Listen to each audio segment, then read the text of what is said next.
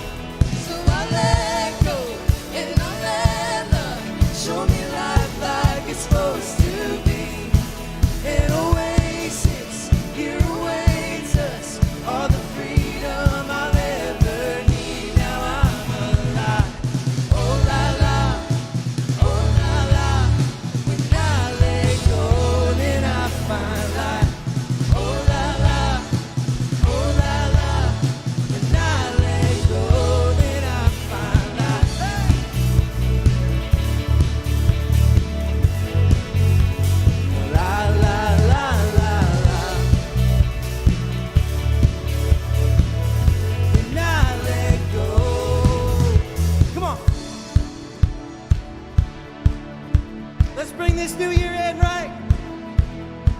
So I let go and I let love show me life like it's supposed to be. An oasis here awaits us, all the freedom I'll ever need. Now I'm alive. When I let go, then I find life. When I let go, then I find life.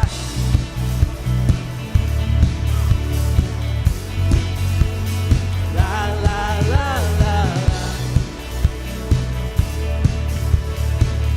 When I let go, oh la la, oh la la, oh la la. When I let go, then I find life.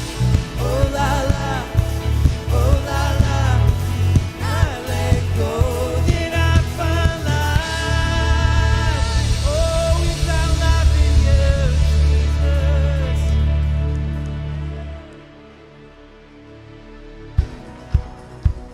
Come on.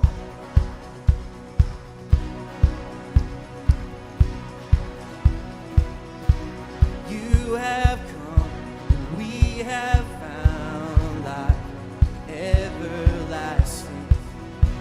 Now alive to know your freedom, never ending. You alone have made a way for us in your love. You are life. I'm living in the light of my Savior, dancing in the arms of forever, singing like I'm walking on water. You are life, alive in me. From grayest skies to living color, you have called us in your light. Light uncover the world to see now. You alone have made a way for us in your love. You are life, living in the light of my Savior, dancing in the arms of forever. I'm singing like I'm walking on water. You are life, alive in me. I give my life to follow, 'cause your love is all I want now. You are life, you are life, alive in me. For all the world to find your love, for all the world to see that you are God, forever be lifted high. The one who holds the universe and every beating heart across the earth. Jesus be lifted high. You are life. I'm living in the light of my Savior, dancing in the arms of forever, singing like I'm walking on water. You are life, alive in me. I give my life to follow, 'cause your love is all I want now. You are life, yeah. You are life, alive in me. Oh, you are life.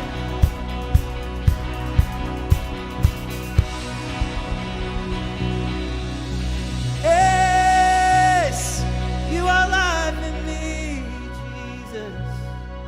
Jesus, we thank you that it is 2021 and we are here because of you, and you are the life in us. You are the strength in us. You're the one that's guiding us, that's showing us how to take, what was rough last year and make it better this year, no matter what the circumstances look like. It might not be easy, but Lord, you're with us. You're for us. You're working in us and through us. And so we just say yes to that. Thank you that you have a dream for each of us. Lord, help us to lean into that dream. And thank you for getting us here in this moment. For those of us that know you, we can't help but love you and just say thank you. We're so full of gratitude. For those of us that are searching, God, would you just speak to us? Help us to hear you well. In your name, Jesus, amen. Amen. All right, come on. It's 2021. We did it.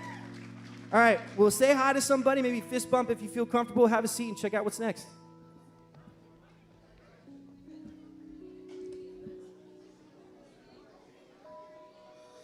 Good morning, y'all. Happy New Year. I'm just so proud of you starting the year off right. The first Sunday of the year, and you're in church. How many of you, this is your New Year's resolution, you were such a sinner last year, and you're like, I got to go back to church? Just raise your hand.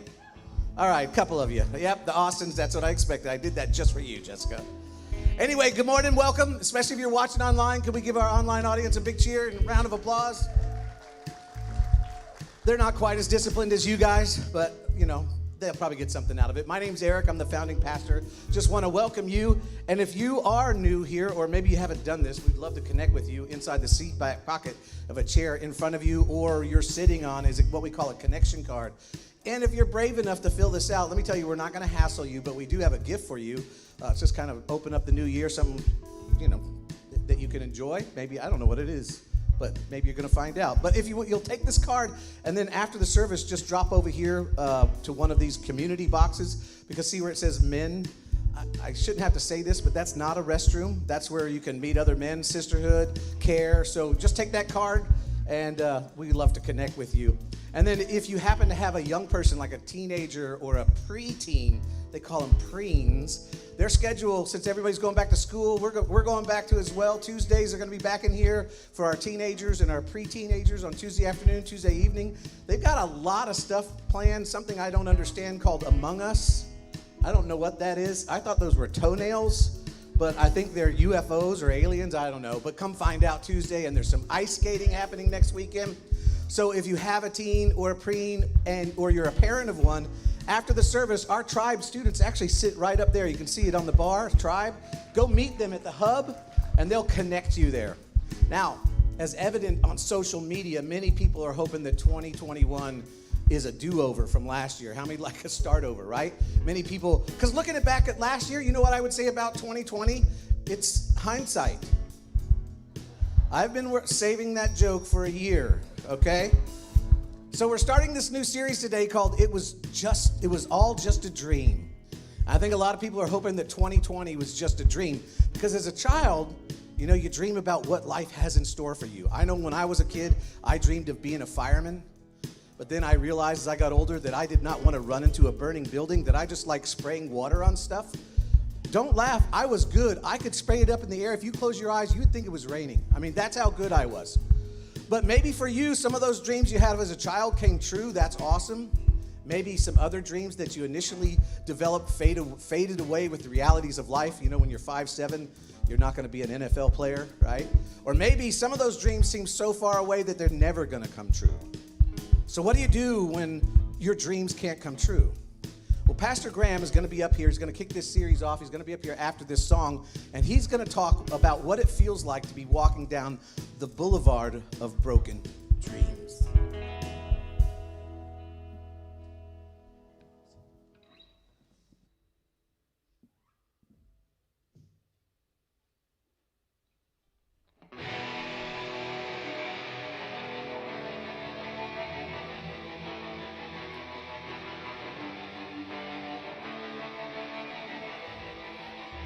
I walk a lonely road, the only one that I have ever known. Don't know where it goes, but it's home to me, and I walk alone.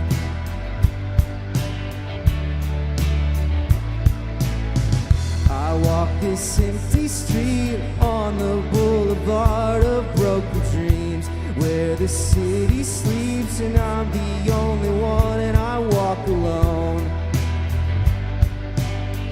I walk alone, I walk alone. I walk alone, I walk up. My shadow's the only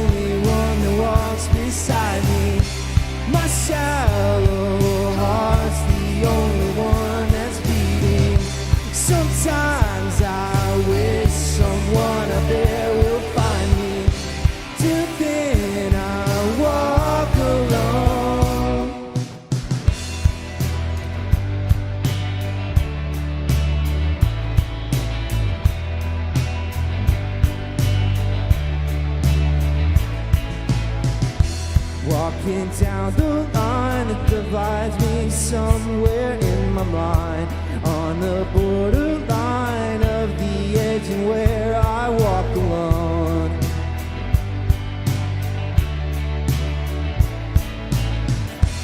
Read between the lines what's messed up and everything's alright. Check my vital signs to know I'm still alive, and I walk alone. I walk alone, I walk alone.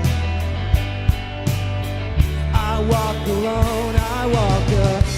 My shadow's the only one that walks beside me.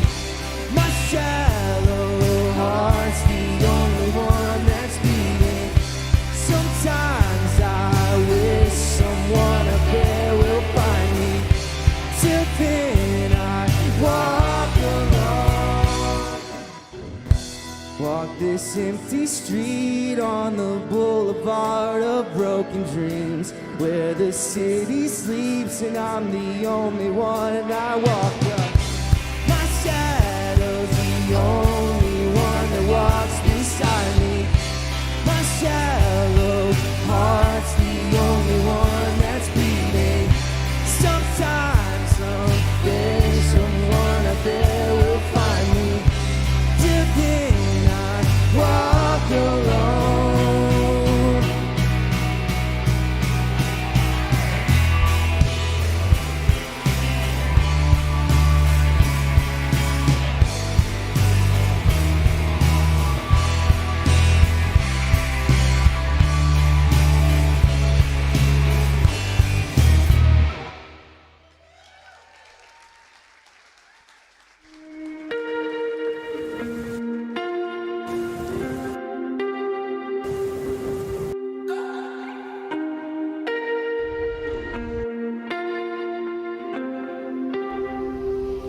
It was all a dream.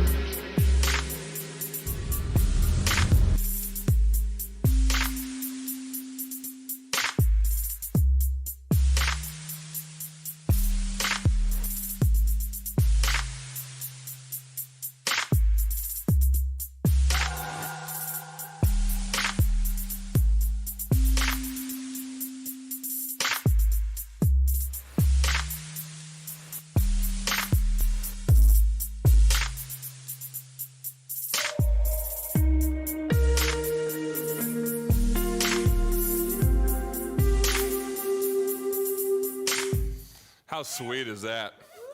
How bumper sweet. Everyone know that song, that Boulevard of Broken Dreams? I saw a lot of people singing that, and it got to that one part in the verse, and I saw some of you guys thinking, how shoreline are we going on this thing? No, we'll switch your lyric up now, oh, thank you so much. Yeah, we going full shoreline on this thing?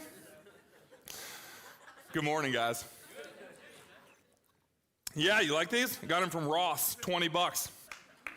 Ross is the only store that sells like clown freak shoes. You ever been there and it's like, why are there 16 pairs of size 22 cleats? Like, this doesn't make any sense. Made it to 2021, and yesterday I was taking down the Christmas lights, and I had to go around this tree, and I didn't have the wingspan, believe it or not, even though I'm a griffin. So I had to do this like walk around, this, and so did a couple laps. I didn't even realize that I was getting dizzy, and then I lost like complete control into my lantern. You can't see it, but I walloped myself, and I thought to myself, nah, 2020, no, 2021. Come on now, this is a new Graham. Don't you start this. I used to be a youth pastor. And actually, even before I was a youth pastor, I used to teach children's church, which, by the way, is like the coolest thing you can do. You want to talk about some answers you get in children's church. Oh man, it's beautiful. Mwah. Just the purest answers you've ever heard. And I was in one time, and I was trying to inspire, and like, hey, let's dream big is what I was saying to these kids. And hey, what do you want to be when you grow up? And the first kid goes, I want to be an astronaut. And I was like, my man, because that's what I wanted to be. And then I was 5'6" in third grade and found out astronauts are the size of like horse jockeys, and so that wasn't gonna happen. And I was like, all right. But I didn't want to crush this kid's soul, not quite yet. He's only 5 years old. So I was like, dude, reach for the stars. That seems like a good thing to say. Go for it. And then the next kid, this is 100% true. Next kid raised his hand. I was like, yeah, man, what do you want to be? And he goes, I want to be a corn dog. And I was like, and like nobody was laughing. It wasn't like a joke. And I was like, oh man. And, just like trying to give him a chance. I was like, I don't really understand. Like, what does that mean? Like praying to God, it's a metaphor for something. And he's like, like at a fair, like you buy a corn dog on a stick. And I was like, yeah, that's what I was afraid you meant. And so, look, I don't know math. Graham doesn't know science. But Graham knows corn dogs. Tell you right now, Graham knows his way around some carnival food. And I wasn't 100% sure, because nobody can ever be 100% sure, but I was pretty sure that this kid wasn't going to grow up to be a corn dog. But still, I was like, how do I shepherd this kid in this moment? Like obviously there's a disconnect, and so I just got down to his level, and I leaned in and I said, don't you ever let anyone tell you can't be a corn dog. I'm going to tell you, I would give anything to know where that kid is nowadays. For sure, that kid's got like a true TV special about him, right? It's like my weird obsession with mustard or something. All right. I don't know for you what you grew up, what your dream was, what you thought you were going to be. And maybe that was. Growing up, your dream was, here's what I'm going to be. Maybe your dream growing up was, here's what my life's going to look like. Maybe your dream growing up was, wasn't being a corn dog, but it was, here's what I want my family to look like. Or here's where I want to live. And everybody has dreams, and like Pastor Eric said, in 2020, it seems like some of the dreams, some of the expectations that we had were broken, were fractured a little bit. For me, I did this exercise one time, one of the most eye-opening exercises I've ever done. This guy who was leading it gave us all a piece of graph paper. Yeah, so still exists. And he said, write out a timeline of your life from birth till now. And he goes, you got 30 minutes. I want you to write down every event that you remember in your life. You only have 30 minutes. What stands out. And I want you to rate and mark that on your timeline, and then rate it from 1 to 10. 1 being the worst thing that's ever happened to you, 10 being, just complete elation. And so, I started to jot this down, and I realized, kind of in retrospect afterwards, my very first memory, the first thing that stood out, I was 9 years old, and we were moving from San Francisco to Texas, and I'd marked it as a 7. Half nervous, half excited to move to this new place. The very next thing that was on there, same year when I was 9, was my parents' divorce, and that was a 1. And I'm going to tell you, you know how you have those dreams of just how you think life is going to look? And I don't know what it was for you, but everybody has that moment that goes, oh, life isn't going to look the way that I thought. Whether it's something that was done to you, a decision that you made, everybody has that moment that goes, oh, okay. What I envisioned as a kid, and that was mine. That was the first broken dream of mine that I thought, oh, things aren't going to look the way that I thought. On the timeline, a year later, my dad got remarried, and I marked that as a 4, and then a year later, he got divorced again. I marked that as a 3. Then a year later, he got remarried. I marked it as a 5. A year later, he got divorced. I marked it as a 4. And then what was very interesting was that for the next 15 years, everything that was graphed out on my chart, on my timeline, was between a 4 and a 6. And I realized I just shut off emotion. I refused to be hurt, but in sacrificing this emotional capacity to be hurt, I also just gave up on ever feeling joy anymore. I said, nothing's going to hurt. I quit dreaming.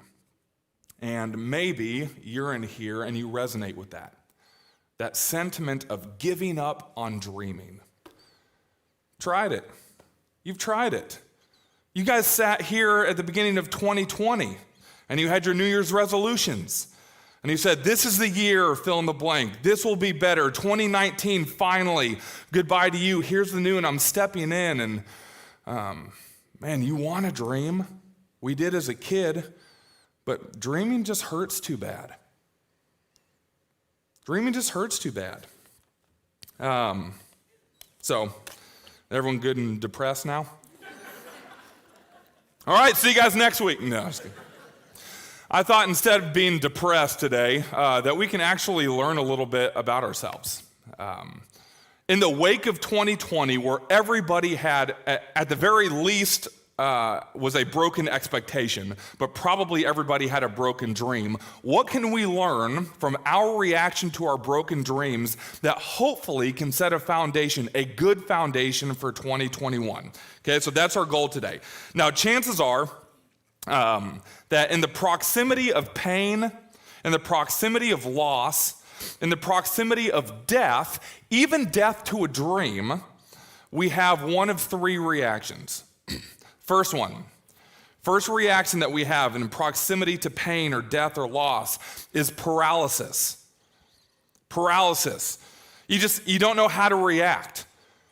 You've given up daring, you've given up dreaming, and so the unknown becomes scary. And so what you do in paralysis is you say, I don't really know how to react, so what I'm going to do is I'm going to reduce my life down to what I can control 100%.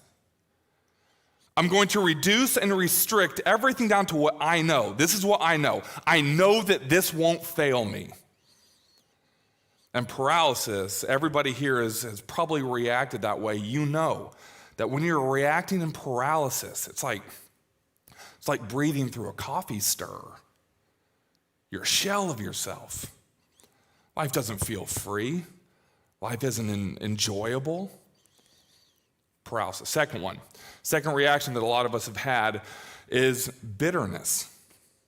And in the wake of a broken dream, you become resentful. And you become frustrated. And you become skeptical. And you become jaded. And you're just the person that just doesn't enjoy life. You're grumbling. You're complaining. You're that person. And listen, I'm not saying that's not justified. And I'm not saying that there's guilt or shame associated with this. I'm just saying I realize, because I've had this reaction, that we have to monitor ourselves and see, where do we bend? Do we bend towards paralysis? Do we bend towards bitterness? The third, that is possible, that in the proximity of pain, loss, death, there is a possibility that we can react in passion. There's actually a possibility that God can activate, can enable sensitivity to our priorities, sensitivity to perspective, even excitement, understanding of how short life is, wanting to turn bad into good, having faith that God can turn bad into good. So, look at this past year for you. What was the moment that you felt that loss this past year? What was the dream that got broken? And just monitor for yourself. How did you react to that? Was it paralysis? Was it bitterness? Was it passion? And because of that reaction, what is your life like? How do you believe? How's your worldview shifted because of it? In my estimation, one of the most extreme examples of maybe unmet expectations or broken agendas or broken dreams comes from the life of Jesus. Jesus came here to earth, and he came here to earth to love selflessly, to love tirelessly. Every breath, every moment of his life was given to loving people. But Jesus knew at one point that he was going to be brutally murdered and that he was going to be raised from the dead. Now, I wouldn't say that his death was unmet expectations, because Jesus knew that the culmination of his life and his purpose here on earth was that. I wouldn't say that it was broken dreams necessarily, but I do know, because of what we read in Scripture, that Jesus said, my future, what I know I'm going to, is so agonizing, is so difficult to comprehend and painful that he literally has a conversation with his father, begging his father. He says, listen, God, if there is any other way, Father, if there is any other way for this to happen, any way at all, do that. Please. Do that other way. But alas, he says, and this is the moment of shift, and maybe even the focal point of today, is his reaction. He says, but alas, not my will, but yours be done. Not my will, but yours be done. This conversation that he has with his disciples, with the people around him, Jesus does, before he goes to be put to death. And he would talk very openly about his death, and nobody really understood what he was saying. Even his disciples, his closest followers, didn't really get it. In retrospect, they look back at what he was saying, they're like, oh, that's what he meant. But when he said it, even though he spoke openly, they didn't understand it. And there's something that he says that I think is very profound and very beautiful and speaks to maybe the expectations of our life or our comfort or the up and to the right that dies. And here's what he says in John 12:24. He says, very truly I tell you, unless a kernel of wheat falls to the ground and dies, it remains only a single seed. But if it dies, it produces many seeds. He goes on to say, anyone who loves his life will lose it. Anyone who hates his life in this world will keep it forever. Now, when he says hates his life, that doesn't mean anybody who's miserable. It doesn't mean that you just, you don't enjoy life. That's not what it means. When he says anyone who loves his life will lose it, means if you love your agenda over God's, if you prioritize your comfort over what God has for you, if you prioritize your control over God's, then you will lose your life. There will come a time when you have to surrender that. Whether voluntarily or involuntarily, all of us will have a day of reckoning where we recognize that we are not in control. And if we try to hold on and control, God will actually pry that. It won't be surrender anymore. There will be a day where every knee will bow and recognize that God is ultimately in control. And so he says, make this a voluntary thing that you can surrender, that you can be open-handed with your unmet expectations, with your agenda, with your control, with what you want to see happen. Be loose-handed with that. Be open-handed with that. And then the beginning of this, which is really beautiful, when he says, but if it dies, it produces many seeds. And I thought, what a beautiful depiction of our broken dreams. You know that there is a possibility for us to take our broken dreams and plant our broken dreams and for God to grow new seeds out of that. It's possible for the death of a dream to actually produce more seeds. But here's how that happens. You have to plant a broken seed or a broken dream. Here's how you plant it. You got to cultivate the soil. If you don't cultivate the soil to plant your broken dream, you know what grows? Bitterness, paralysis. But if you cultivate the soil and plant it, God produces seeds. Now, here's how you do it. It's very easy. In the wake of a broken dream, you plant it by saying, not my will, but yours be done. Every time there's an unmet expectation, every time your agenda doesn't go the way that you think, every time 2020 hits, say, not my will, but yours be done. Man, I thought I'd be married by now. Not my will, but yours be done. Man, I thought I'd have kids by now. Not my will, but yours be done. I thought I'd be a grandparent. I thought that I would have this job title. I thought that I'd be retired. Not my will, but yours be done. I'm going to tell you, if you just continue to say, not my will, but yours be done, not my will, but yours be done, not my will, but yours be done, then you have this fertile soil of surrender. And out of the fertile soil of surrender, faith grows. The reason faith grows is because every time that we abandon our agenda or our expectations or our dreams or our control, then God steps in and we see our broken dreams that actually produce beauty and new seeds inside of our lives. So the question is your dreams death seeding life? In the wake of 2020, those unmet expectations, those broken dreams, are they seeding life? It's not too late. Even if that was 10 months ago, it's not too late right now to be open-handed and say, not my will, but yours be done. It's not too late. It's not too late to abandon bitterness, to abandon paralysis, and say, God, I choose to trust you. Shoreline, we tried to be hyper-aware of this past year. It started off really rocky, like everybody did. Last year, about this time, we took the whole team off, and we prayed. We tried to plan out the year, right? Isn't that funny?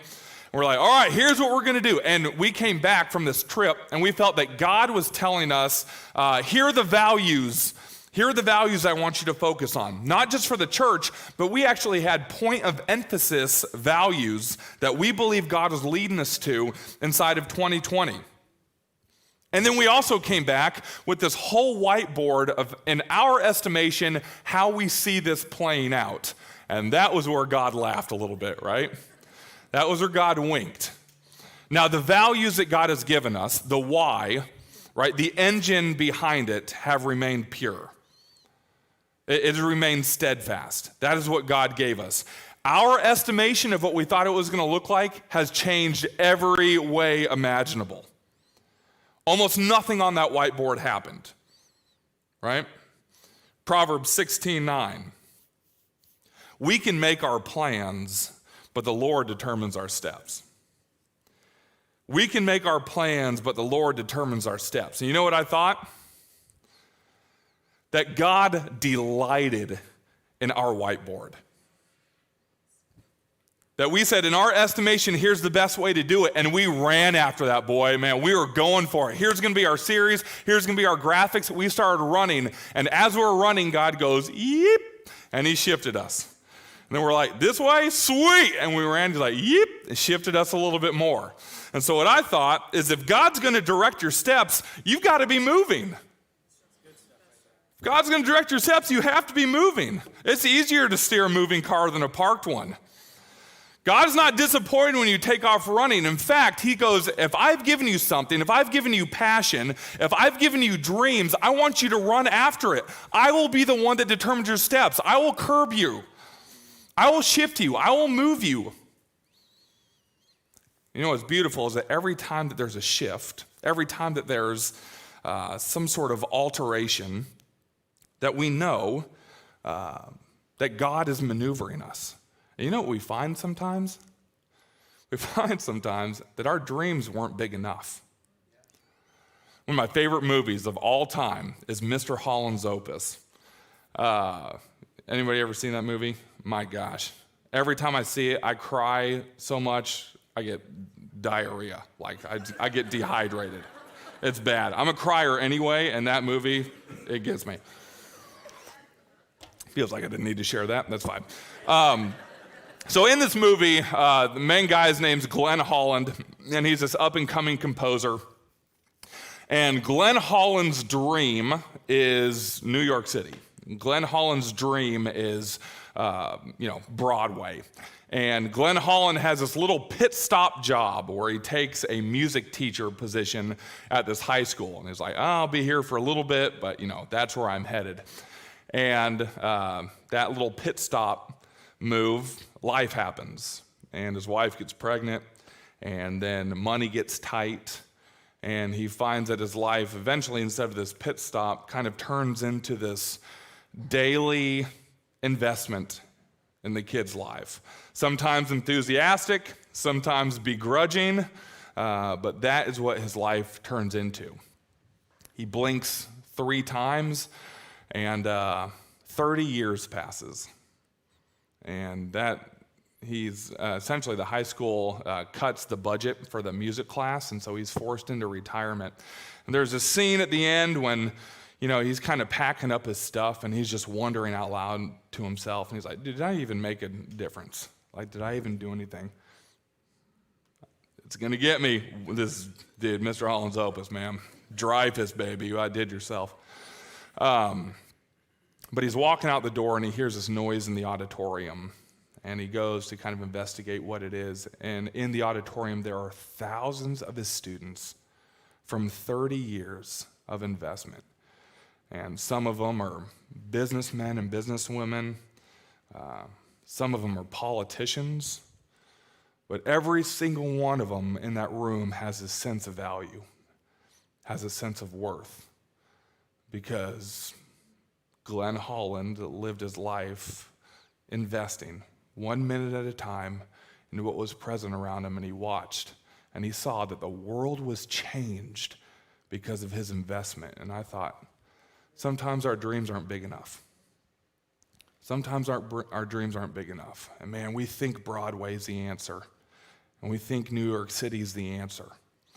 But a lot of times God will do things that are very unexpected inside of our lives.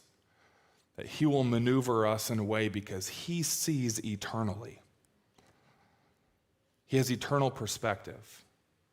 And thank God it is God with an eternal perspective that is orchestrating our lives. He will position you around people that need your influence and impact. He will position you around people who need you to speak a word into them. He will stir dreams in your heart, and he will say, I don't care about you getting this perfectly. I care about you running towards it. When I was a youth pastor, I used to do this little visual, or this thing with the parents of the youth.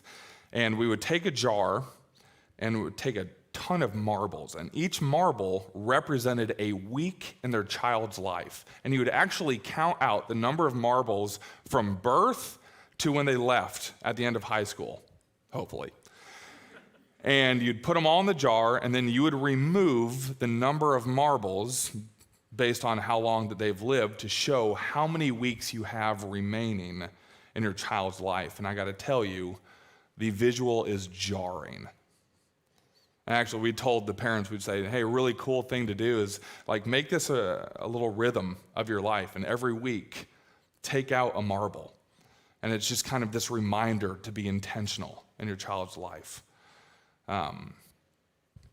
Whether you like it or not, we all took out 52 marbles in 2020. You took out 52 marbles in 2020. You took out 52 marbles in your child's life in 2020. Do you know what? You're going to take out 52 marbles in 2021. And you have the choice. Are you going to give in to bitterness? Are you going to give in to paralysis? Are you going to spend your 52 weeks of 2021 chasing after the passions that God has given you? Man, God wants 2021 to be good, guys. He wants it to be good. He wants to breathe life in. He wants you to live life fulfilled, life abundant. John 16:24 says, until now you have asked nothing in my name, but ask and you will receive, and I will give you joy to the full. Psalm 16:11 says, you make known to me the path of life. In your presence there is fullness of joy. At your right hand, there are pleasures forevermore. John 10:10, Jesus said, look, the thief comes to steal, kill, and destroy.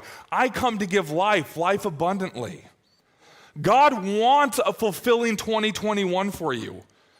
Whatever's stirring inside of you, that passion, don't be begrudging. Recognize that God is putting that in you, individually, inside of you. And I know you don't know what it looks like. Neither do I. But you run towards it and you allow God to direct your steps. You allow him to curb you because he will position you to have eternal impact. So come this time next year in 2022, I have no idea where you're going to be. Emotionally, physically, vocationally, I don't know where you're going to be. And you know what? I'm willing to bet that that doesn't even matter. What matters is how you got there. That's what matters. How'd you get there? It's a beautiful quote I found from this author, Wayne Dyer. And he said, When you dance, your purpose is not to get to a certain place on the floor. It's to enjoy each step along the way. So, man, I got to ask, are you dancing? Are you dancing? Man, are you living the fulfilling life that God is calling you to? Are you pushing forward with passion, or have we just forfeited and given in to bitterness and paralysis? Not us. Not Shoreline Church. Not the church. Not the children of a living God. We will be the ones that set an example through enjoyment. We will be the ones that set an example through faith. We will be the ones that set an example through investment at the end of this year.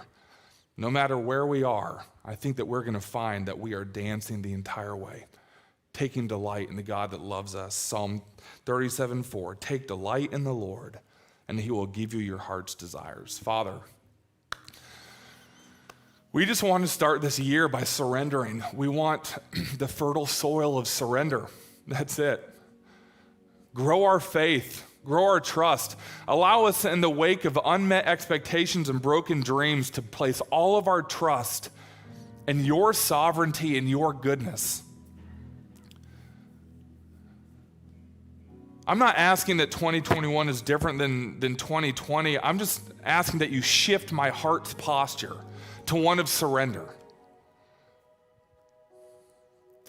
We trust you, and every day we are learning to trust you more when we see how you take broken dreams and produce beauty out of them. In your precious name, amen.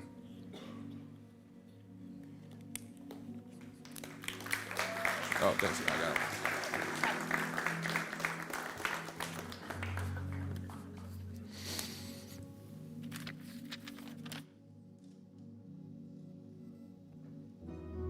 This spoke to you, we just encourage you to stand with us. We're going to respond to what God's speaking.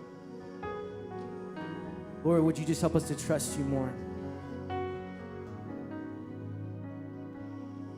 When it doesn't go my way, I know that it is not the end.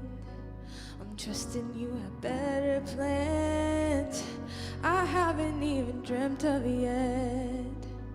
I know that you are for me when everything's against me. I put all my hope in you. Jesus, I will trust you. I will trust you. I know you never fail. I will trust you. Jesus, I will,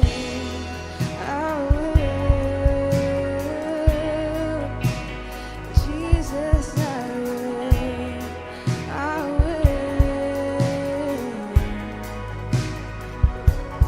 don't know how the story ends, but I know that you finished it. I close my eyes and just let go and fall into my only hope. There's safety in the falling when I surrender fully. I put all my hope in you, Jesus. Jesus, I will trust you. I will trust you. I know you never fail. I will trust you. Jesus, I will. I will. Oh, Jesus, I will. I will. You feel comfortable? I just encourage you to lift your hands as a sign of surrender. It's our way of showing you that we God, you're in control. Every little detail, you are close. I'll never be alone. Here in the unknown, the power of your presence fills my soul. And now everything I know is God, you're in control. In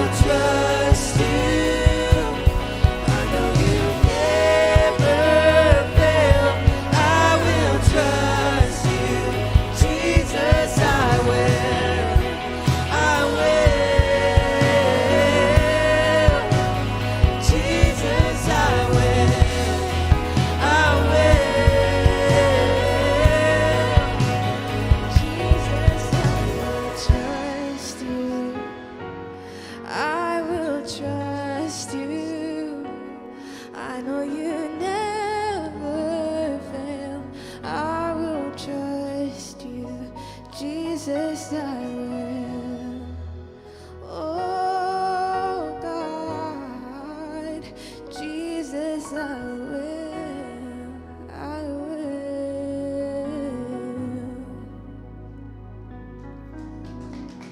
Yeah, go ahead. Let's give give it up for the band. What a great job they've done tonight. I love seeing these girls come home for Christmas and we get to enjoy their gifts. And Pastor Graham, what a great talk. Wasn't that good? Why don't you go ahead and have a seat? We're going to receive our offering in just a moment. I do want to say something. I love the illustration, Graham, about the marbles and taking out a marble for every week you have left for your kid. But I have a question. When they get to 18 and they keep staying, do we start putting marbles back? Because I think my jar's full, right? It's crazy. Anyway, so hey, listen, we're going to receive an offering. And I just want to say this, that even though 2020 was a year of uncertainty, let me just tell you, as a church, we were able to be super generous. In fact, we closed out the year with some surplus, and we blessed some ministries here locally. Unexpected checks on the last day of the year. We dropped them off, and some nationally as well, and internationally. We made deposits in their accounts. They were like, what's this? Because of your generosity.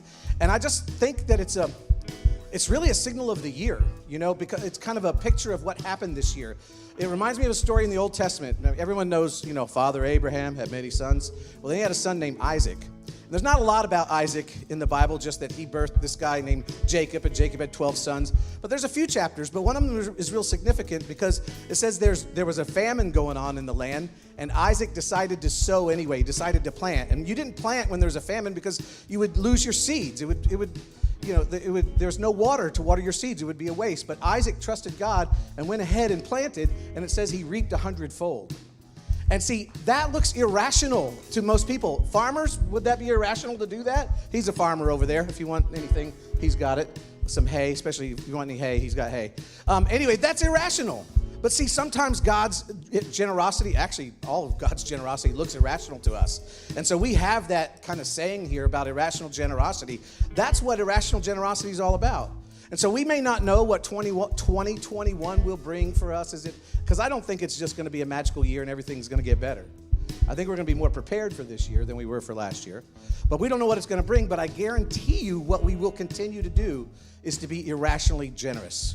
We will continue to do that because we saw God's faithfulness in a time of what should have been famine in 2020. We've seen God's faithfulness. We've seen it in your life because we can't be generous unless you're generous. And so I just want to say thank you, and let's not lose hope for that for the year. Now, one of the things when it comes to irrational generosity that we practice here, if you're new, is that when we pass the buckets, if there's cash in there and you're an adult and you're in need of food, clothing, or shelter, you have our permission. Don't be ashamed. Don't be embarrassed. Take the cash out. Use it to meet your needs, and we do that because it's God's anyway, and so just do that. And so in just a moment, they're going to pass. There's ways that you can give up on the screen. If you're going to give cash or check, they're going to pass a bucket with envelopes. And why don't we go ahead we have our host team ready to do that? Why don't we go ahead and do that and check out this video from 2020.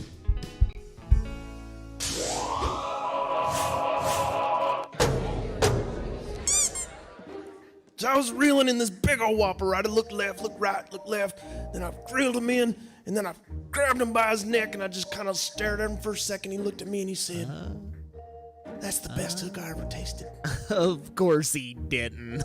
Round the juice like the fools that goof. When you snooze, you lose like the last caboose. Between me and yous, there's no way to do. And that's what you do. What are you doing? There's a story of that day. It was dark, and there were three. I knew it was the chosen one, and it was my last chance. It's interesting, because when you and I got together, and we talked to your mama because it suppressed the episodes for you. It's true. Are you wearing your diaper right now? Oh my gosh. And I felt something coming through. It was nice, incense, and at the same time, and then it's back like a sea ship. And inside you have no idea. But there I was. All the neighbors, all the guys, all there. The Festivus was going on. All these blokes doing their part. When I came to the stage... This is the mission. It is imperative. And what's the mission? The mission is to take the gospel to all around the world. And he said for, and that sounded impossible, but for that to happen, he said that it was imperative that we had to be in unity. And finally your butts happy. Dan Austin, you guys right there. Hey, listen, we're excited. Graham's going to be bringing part 2 next week. You know there's people out there that need to hear this message. And listen, I want you to know that we've planned this whole series with you in mind, but as well as with your neighbor, your uncle, someone you work with in mind, because they're in the same boat that you are. And we're not going to do anything weird or spooky or scary in the next coming weeks. This is a series to invite people. So you got invite cards on your table. Make sure you grab those, take them out, drop them off with people, because there are a lot of people that need to hear this talk. Graham's going to bring part 2 next week. Don't forget your connection cards. We've got people standing over in our community booths. If you want to get connected, we'd love to meet you. God bless you. Have a great week. We'll see you next week.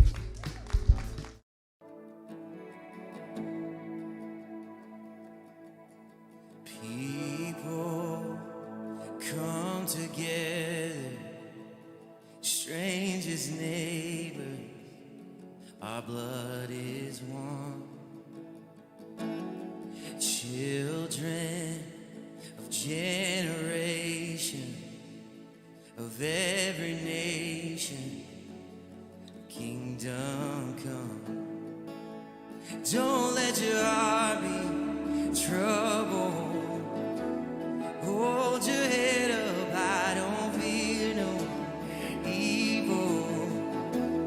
Fix your eyes on this one truth. God is madly in love with you. So take courage, hold on, be strong. Remember where our help comes from. Hey!